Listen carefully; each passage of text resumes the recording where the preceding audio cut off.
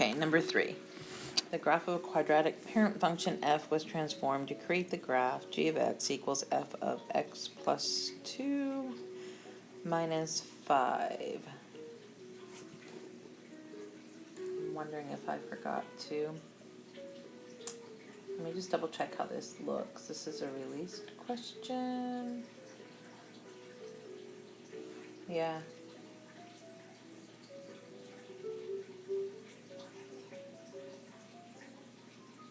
Okay, I'm just looking because there's no, like, where do you put the squared? So that might have been an issue with this problem in the past. So, anyway, thought I made a typographical error, but I didn't. All right, so let's see.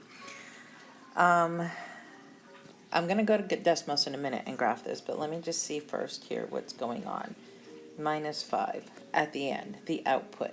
This has to do with the y-axis. Negative is going down. So I need something that went down 5 units. Nope. Nope. These both went down, and I suppose if I bet they both are 5. Yep. Yep, they're both 5. So at least you've narrowed it down to 2 choices, right? Okay, and then I see that this is inside. So that means it's going left and right. So the question is, did it go left?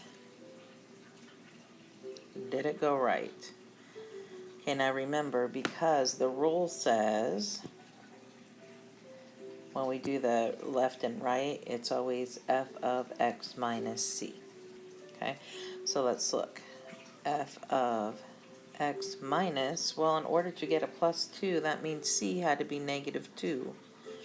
Okay, so negative 2 goes to the left, so this would be our answer.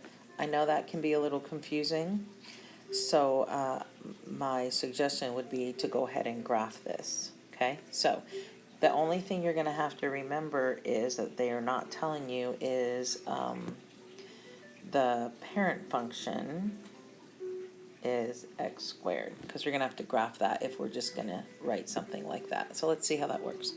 I'll have the parent function graphed. So if you want to hide that, if it looks confusing, at any rate, this is our answer. Okay, so you can always graph them and see what happened. Okay, because I know that right-left gets a little bit confusing. Alrighty. Add a Desmos page here. Desmos, start graphing. The first thing I'm going to type in is my parent function, so I'm going to do f of x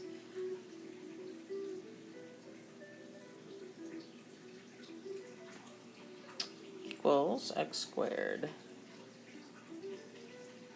Okay, I'm going to add my equation. They said it was g of x, which you could type in if you want. Type it in just like it looks, g of x. Ugh, I keep forgetting. The x doesn't go, there it goes.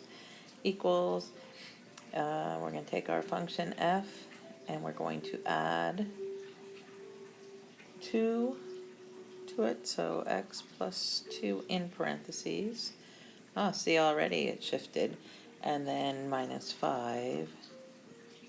And then you can see right from here. Oh, sorry, hang on. Wasn't I able to move that before? Yes, there we go.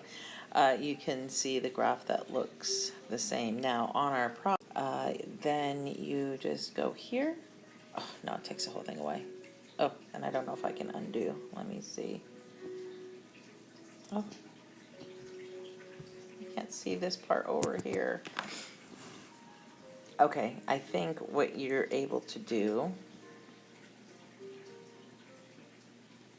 Oh, there we go. Undo, undo, undo, undo. Oh, it won't let me undo anymore. Okay, so let me type it in again and I'll show you. I'll just type in the f of x.